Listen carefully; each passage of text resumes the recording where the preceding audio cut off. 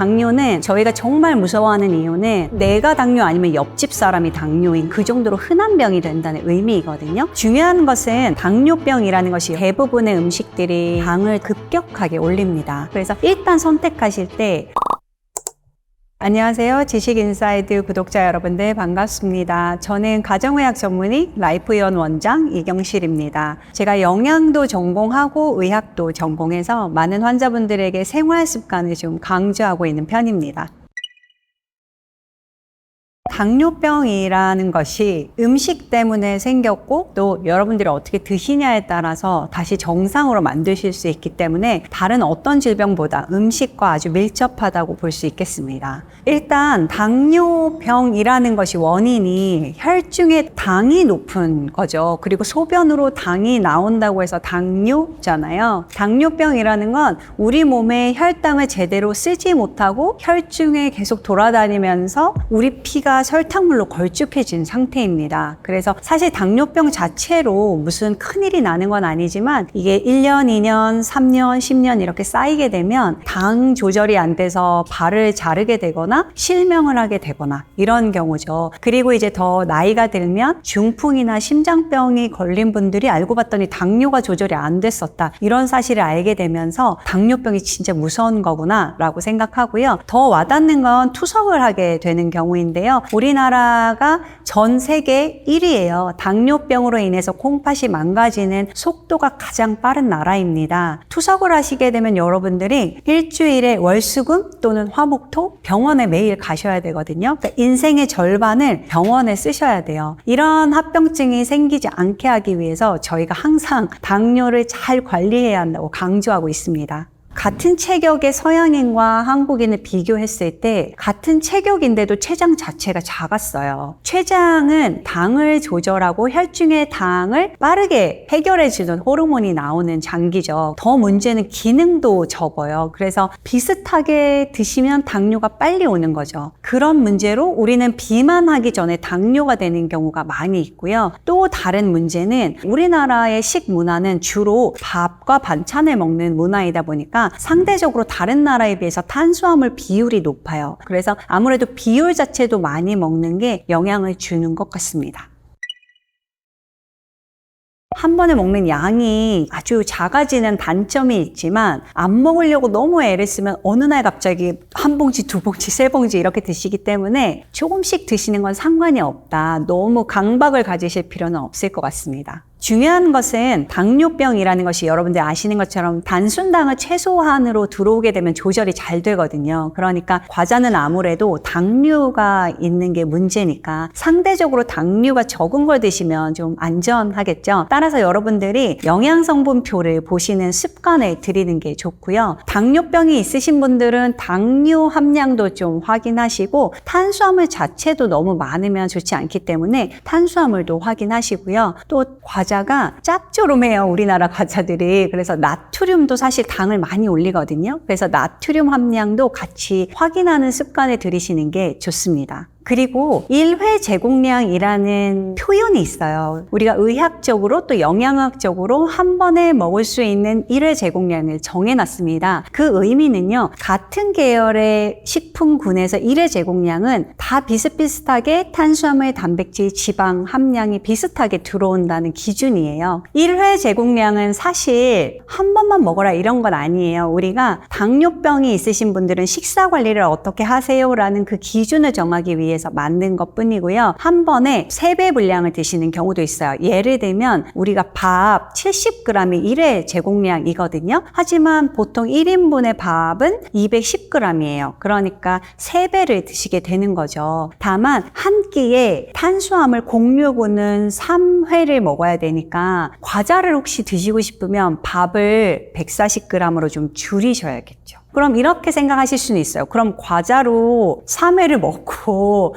나는 밥을 안 먹겠다. 그런데 그렇게 되면 당 조절이 문제가 생기니까 사실 과자 같은 경우는 1회 제공량을 한 2번을 넘기지 않는 게 안전합니다. 근데 이 2번이라는 것이 여러분들 비스킷, 초코 묻어 있는 거는 하루에 2개 정도가 되는 거고요. 그런 거 없는 참크래커, 그거 한 7개 정도가 1회 제공량입니다. 그래서 과자마다 1회 제공량 제공량이 좀 다르거든요. 그래서 보시고 포만감을 느낄 수 있는 종류를 선택하시면 좋을 것 같습니다. 그리고 흔히 이제 예전부터 있었던 옛날 과자들 왠지 느낌이 좀 건강할 것 같잖아요. 콘 시럽이나 설탕이나 이런 것들을 활용한 게 아니라 정말 천연에서 나오는 단맛을 활용한 프리미엄급 옛날 과자는 그래도 괜찮은데요. 요즘에 시중에 파는 보리 과자 드셔보시면 정말 달아요. 그래서 제가 옛날 과자를 아예 먹지 말라고는 안 하는데 옛날 과자를 선택하고 싶으시면 좀 프리미엄 그리고 영양성분표가 반드시 붙어있는 걸 드셔야 돼요. 영양성분표가 표시가 없는 좀 허술한 제품들이 있거든요. 그런 경우는 좀 단순당이 아주 과하게 많이 들어있기 때문에 당뇨병이 있으신 분들은 선택하지 않는 게 좋습니다.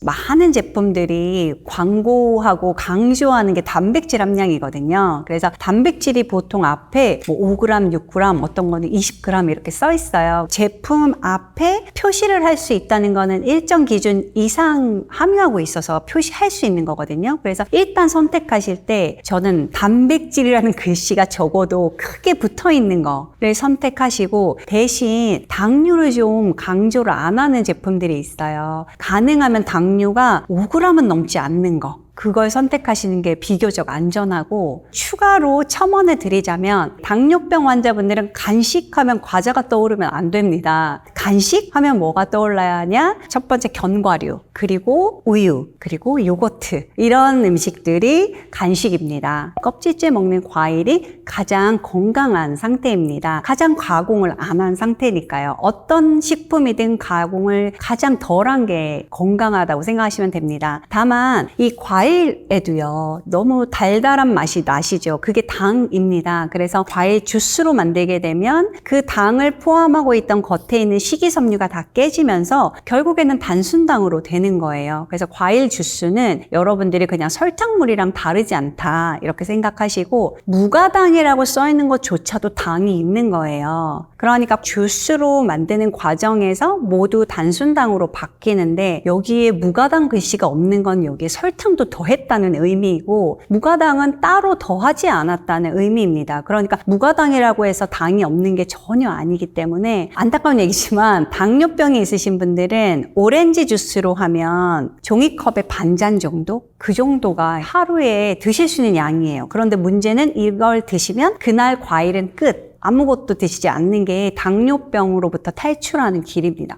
그리고 피해야 하는 과일은 대체로 물렁물렁한 거예요. 식이섬유가 좀 더 연약한 상태이기 때문에 당을 더 급격하게 올립니다. 지금 우리 촬영하고 있는 시기가 가을 초입이거든요. 이 시기에서 한 달이나 2달 뒤에 이제 환자분들 피검사할 때 대부분 당이 올라가게 되는 계기가 옥수수, 고구마, 복숭아예요. 그래서 복숭아는 반쪽이 하루에 먹을 수 있는 양이거든요. 그런데 여자분들 중에 복숭아 킬러 분들 이렇게 한 상자 사서 과일식에 꽂히셔가지고 식사 대신 과일로 먹는다 이렇게 하시는데 그건 당뇨가 없는 분들이 할 수 있는 거지 내가 만약에 당뇨가 있다, 당뇨 전 단계다 하시면 과일이 주식이 되시면 절대 안 됩니다.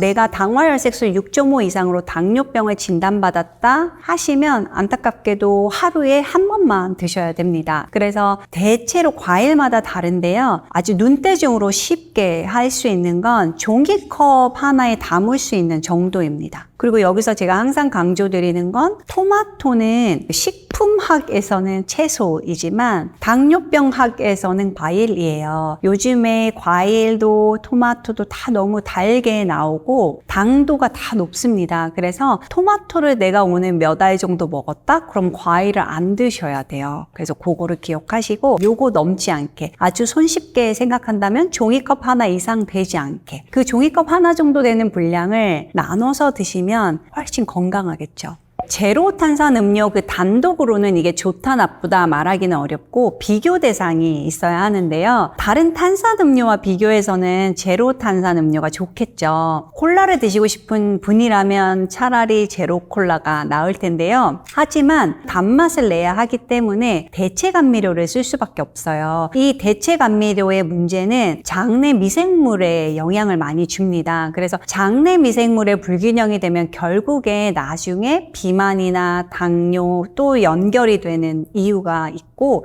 따라서 가능하면 좀 적게 드시는 게 좋습니다. 요즘은 그래도 다행히 레몬물이 유행이더라고요. 그래서 그런 음료로 대체하시는 게 1등급. 그리고 제로 탄산음료는 한 2등급, 그리고 탄산음료는 등급을 매기긴 어렵지만 당뇨병 있으신 분들은 거의 안 드시는 게 가장 안전하고, 드신다면 남이 먹을 때 그냥 한 입 정도? 젊은 남자분들, 특히 이제 밤에 뭐 일하시는 디자인 하시거나 프로그래머 분들, 이런 분들 콜라를 1.5리터를 이렇게 사서 이게 마치 일의 제공량인 것처럼 드시더라고요. 그리고 너무 신기한 게 목구멍이 안 닫혀. 그냥 이렇게 드실 수 있는데, 그렇게 해서 당뇨가 생겨서 오시는 분들이 계세요. 근데 이런 분들은 돌이키기가 진짜 쉽지 않아요. 이 탄산음료의 그 청량감에 중독되면 이게 헤어나기 어렵거든요. 그래서 차라리 그냥 탄산수를 드시는 것도 방법일 것 같아요. 유제품 많이 드시는 거에 대한 두려움을 갖고 계시는 부류가 있어요. 루머가 많이 있어서 무슨 호르몬이 들어있다 이런 것 때문에. 하지만 우유만큼 양질의 단백질을 얻을 수 있는 급원식품이 없기 때문에 당뇨병 관리에서는 하루에 2잔 정도를 권장하고 있습니다. 이 2잔의 대신 일반 우유로 모두 드시는 건 아니고요. 한 잔은 일반 우유, 그리고 나머지 한 잔은 저지방 우유를 드시면 됩니다. 그리고 일반 우유에는 반드시 우유만 있는 건 아니고요. 두유도 포함됩니다. 그래서 내가 우유는 그래도 조금 꺼려지는데 하시면 두유를 활용하시면 되고요. 다만 두유도 뒤에 당류를 확인하셔서 저당인 두유, 그리고 검은콩 두유, 이런 것 중에 조금 덜 단 걸 선택하시는 걸 권유드리고, 추가로 첨언해서 말씀드리면 오트밀 우유나 아몬드 우유가 있어요. 근데 영양사 선생님들은 오트밀 우유와 아몬드 우유를 설탕물이라고 이야기합니다. 그만큼 사실 단백질은 별로 없고요. 당류가 많이 있어요. 그런데 이제 좀 건강한 것처럼 보이는 마케팅이 있는 것뿐이고, 일반 우유를 대체할 수는 없다. 이걸 기억하시고요. 요거트도 우유 유제품 중에 하나이기 때문에 저지방 우유나 그릭 요거트, 근데 이 요거트도 이제 복숭아, 딸기 이런 거 들어있는 거는 조금 줄이시는 게 좋습니다.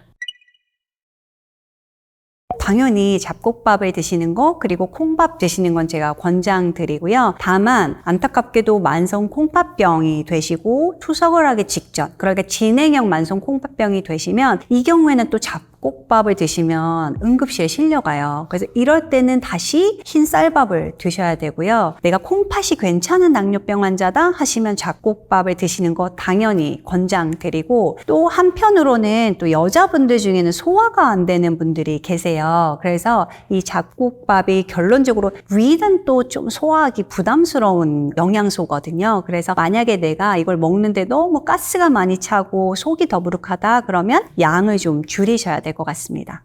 채식도 종류가 여러 가지가 있는데요. 완벽한 채식, 풀과 아주 약간의 과일만 드시는 정말 엄격한 분들이 있는 반면, 생선 정도는 받아들이는 분, 계란 정도는 받아들이는 분, 이렇게 있는데요. 여기서 이제 아주 완전한 채식을 하시는 분들에게 말씀을 드리면 당뇨가 잘 관리되기는 쉽지가 않아요. 이거는 예전에 정말 육식 많이 하시고 체중이 80kg, 90kg 이상 되시는 분들이 완전한 채식으로 갈아타시면 당이 조절되고 체중도 빠지지만, 원래 정상 체중이거나 저체중이신 분들이 채식을 하시게 되면 단백질을 충분히 들어오기가 어렵습니다. 제가 이런 말씀 드리면 항상 유튜브 같은데 채식만 하는데 근육 너무 많고 진짜 건강한 그런 사람들이 있다 이렇게 말씀하시는데요. 그런 분들은 여러분 안타깝게도 다 셰프가 있는 분들이에요. 우리랑 부의 수준이 다른 분들이에요. 워렌 버핏이 코카콜라 먹으면서 건강한 이유는 그 외에 모든 건강관리를 해주는 사람들이 있기 때문이에요. 그러니까 내가 해 먹어야 되고, 나는 사실 먹는 것보다 먹고 살기가 바쁘다, 일도 해야 한다 하시면 완전한 채식보다는 골고루 드시는 게 가장 안전합니다. 당뇨병이 있으시면 결국에는 이 당을 올리는 영양제들을 조금 조심하셔야 되는데요. 기본적으로 스태미너, 그러니까 이제 기력을 올린다고 하는 대부분의 영양제들은 혈중에 당을 올려서 에너지로 쓰기 쉽게 해주는 것들이거든요. 그래서 가장 대표적인 게 이제 홍삼이 있고요. 그래서 홍삼 계열의 영양제들은 대체로 스테로이드랑 비슷한 기전을 따라가기 때문에 당을 올리게 됩니다. 그래서 당뇨병이 있는 분들은 무릎은 홍삼 영양제를 너무 과량 섭취하지 않도록 하셔야 되고, 그 다음 무릎 관절에 좋다고 하는 콘드로이친을 비롯한 이런 영양제들이 대부분 다당류예요. 그래서 그 영양제들도 당 조절하는 데는 좀 도움이 되지 않아서 좀 주의하셔야 됩니다. 그런데 여러분들 무릎이 아픈 이유가 사실 관절염이 상당히 많이 진행이 돼서 아픈 분들은 별로 없으세요. 다 이 무릎을 잡아주는 앞벅지 근육이 없어서 그런 거거든요. 더군다나 우리나라의 문제는 이 앞벅지가 이렇게 실루엣이 나오는 여자가 사실 되게 예쁜 건데, 아무것도 없이 그냥 일자 다리를 되게 예쁜 것처럼 하는 이 사회적 문화, 이것도 문제인데, 허벅지 근육을 좀 키우시는 게 필요해서 결국 당도 있고 무릎도 아프신 분들은 다시 돌아가는데 단백질 섭취에 집중하셔야 됩니다. 연속혈당을 요즘 여러분들 이제 유행해서 많이들 해보시거든요. 그래서 연속혈당 하면 얻게 되는 몇 가지 깨달음이 있는데, 첫 번째가 한식이 생각보다 건강하지 않네? 라는 걸 알게 되고요. 된장찌개가 당을 너무 많이 올린다는 거, 연속혈당 스파이크를 한 번씩 보시거든요. 그래서 된장찌개나 탕류가 당을 많이 올린다. 지금까지는 당 이야기를 계속했지만 짠 음식도 혈당을 많이 올리거든요. 그래서 이게 이제 첫 번째 카테고리. 두 번째 카테고리는 밀가루인데 그 외에 다른 식재료가 없는 거. 가장 대표적인 게 이제 떡볶이죠. 떡볶이는 사실 생각해보면 들어가는 게 별로 없어요. 고추장, 설탕이거든요. 그래서 듣기만 해도 별로 안 건강하지 않습니까? 그래서 떡볶이는 생일날 정도? 그래서 생각보다 의외로 당을 많이 올리는 게 이 떡볶이, 그리고 이제 찌개류입니다. 어떤 음식을 먹느냐보다 사실 더 중요한 건 여러분들이 꼭꼭 씹어 드시는 거예요. 천천히 드시면 어떤 음식이든 다 사실 그렇게 많이 안 먹게 되거든요. 거기다가 말아 먹지 않는 겁니다. 밥을 적셔 먹지 않는 거예요. 면 요리가 사실 탄수화물 함량이 밥이랑 뭐 그렇게 다르지 않는데요. 문제는 여러분들이 매우 빠르게 드시기 때문에 밥보다 한 번 먹을 때 먹는 양이 많아집니다. 그러니까 빨리 먹는 게 결국에는 혈당을 빨리 올리고, 혈중에 혈당이 빨리 올라가면 이거를 췌장이 어떻게든 복구를 하기 위해서 불필요하게 인슐린을 많이 분비할 수밖에 없고, 그럼 많이 나오게 되는 인슐린은 그것보다 더 많이 혈당을 또 떨어뜨려요. 굳이 이렇게 많이 떨어뜨리지 않아도 되는데 떨어뜨립니다. 그러면 여러분들이 어떻게 느끼냐? 식곤증이 오죠. 또 입이 심심하다는 그런 생각이 들어요. 그래서 빨리 먹는 건 이런 문제가 있어요. 실제 연구도 있어요. 똑같이 도넛을 먹는데요. 한 군은 물이랑 같이 먹게 하고 한 그룹은 도넛만 줬어요. 도넛만 드시는 분들은 혈당이 많이 안 올라가고요. 물이랑 같이 드시는 분들이 혈당이 빨리 많이 올라갔습니다. 그래서 뭔가 조금 느낌에 목이 메이는데? 이런 느낌 나게 꼭꼭 씹어서 그냥 고체 음식을 천천히 드시는 게 중요하고, 이게 가능하려면 여러분들이 식사하실 때 유튜브 같은 걸 보지 않으셔야 돼요. 흔히 이제 마음 챙김 식사라고 하는데, 내가 하는 이 현재 행위에 집중하시는 거거든요. 그래서 이제 식사할 때 식품을 살펴보고 맛을 음미하고 이거에 집중하시면 훨씬 더 건강하고 또 천천히 드실 수 있습니다. 첫 번째는 좋은 기름을 먹는 게 중요합니다. 왜냐하면 대부분의 음식들이 안 좋은 기름을 쓰고 있기 때문에 좋은 기름을 따로 골라서 드시는데, 이미 많이 아시겠죠? 오메가3가 가장 좋은 기름, 흔히 이제 불포화 지방산이라고 하는데요. 그런 기름들은 염증 반응을 억제하고 그리고 항산화 효과가 있기 때문에 당뇨는 결국에 염증 반응이 악화시키는 기전이라서 도움이 됩니다. 그래서 오메가3의 가장 대표적인 건 올리브유가 있고요. 또 요즘은 아마씨 많이 드시더라고요. 그래서 아마씨 가루 같은 걸 과자나 계란 뭐 이런 데 얹어서 드시거나, 아니면 사과에 좀 뿌려서 드시거나 이러면 다양하게 드실 수 있어서 이 올리브유와 아마씨를 좀 추천드리고 있고, 그리고 육고기도 단백질 기반 식품이기 때문에 중요하거든요. 색다른 고기를 드신다고 하면 이제 양고기를 좀 드시는 것도 좋을 것 같고요. 그 다음 닭가슴살도 요즘 가공이 너무 잘 돼서 너무 부드럽고 맛있는 닭가슴살이 많이 나와 있어요. 그래서 그런 것들을 좀 골고루 드셔서 단백질 채우는 거. 그 다음은 뭐니 해도 채소죠. 채소는 정말 어떤 거든 드세요. 어떤 거든 드시는데 중요한 건 색깔별로 다양하게 드시는 겁니다. 그 색깔이 결국에는 파이토케미칼이 다 다르기 때문에 흰색, 갈색 계열의 가장 대표적인 버섯, 그 중에 표고버섯을 저는 추천을 드리고요. 파란색, 보라색 계열은 블루베리죠. 그 다음에 빨간색은 토마토. 근데 토마토를 선택하시면 그날 과일을 못 드시니까 파프리카나 뭐 이런 것도 괜찮으실 것 같고요. 그 다음 주황색은 당근이죠. 노란색은 오렌지도 있고 귤도 있고 호박도 있는데 이런 것들은 또 당을 조금 올리니까 선택하기 쉬우시려면 이것도 그냥 노란색 파프리카. 그 다음 마지막 초록색은 브로콜리를 추천드립니다. 당뇨는 저희가 정말 무서워하는 이유는 아주 예전에 당뇨병이라는 게 우리나라에 발견이 됐을 때부터 쭉 연구를 하면서 한 600만 인구가 당뇨병이 되는 날이 온다. 600만이 가지는 의미는 내가 당뇨 아니면 옆집 사람이 당뇨인 그 정도로 흔한 병이 된다는 의미이거든요. 그 예측한 시기가 2050년 정도 돼요. 근데 2022년도에 벌써 달성했어요. 정말 많은 분들이 당뇨병을 이미 너무 빠르게 앓고 있고 더 문제는 당뇨병 인구의 2배가 준비 중이에요. 당뇨 전 단계세요. 그러면 여러분들이 10년, 20년 뒤에는 너도 나도 당뇨병으로 고생을 하시죠. 여러분 이제 당화혈색소 기준이요. 6.5 이상이 당뇨거든요. 10이 넘어가면 인슐린을 쓰고 중풍이나 심장병, 그 다음에 시력 상실 이런 질병이 될 수 있기 때문에 아주 경각심을 가지고 있어요. 그런데 며칠 전에 29살 여자분이 오셨는데 당화혈색소가 12.9가 나온 거예요. 그래서 요즘에 이 정도 수치를 가지고 병원을 안 다닌 분이 있었나 하는 정도. 봤더니 5년 전에 당이 높다는 이야기를 들었는데 당뇨병이 뭐 얼마나 중요한지 잘 몰랐던 거예요. 20대 중반에. 그러다가 눈이 안 보여서 안과에서 당뇨 때문에 눈이 안 보이게 된 거니까 빨리 당을 치료하지 않으면 다른 쪽 눈도 실명된다. 그렇게 해서 오신 거예요. 그러니까 제가 깜짝깜짝 놀라는 건 오히려 5, 60대 분들은 너무 건강에 강박을 가지고 열심히 하는 게 탈인데 20, 30대 분들은 또 너무 그런 거에 대한 중요성을 너무 잊어버리고 지내서 나중에 후회할 경우가 많이 생기고요. 대부분 20대 후반에서 30대 때 후회할 진단을 받게 되는 경우가 있더라고요. 그러니까 예전에는 당뇨가 30대, 40대 좀 조심하면 된다 이런 거였는데 요즘은 10대, 20대 분들도 항상 조심하셔야 되는구나 생각합니다.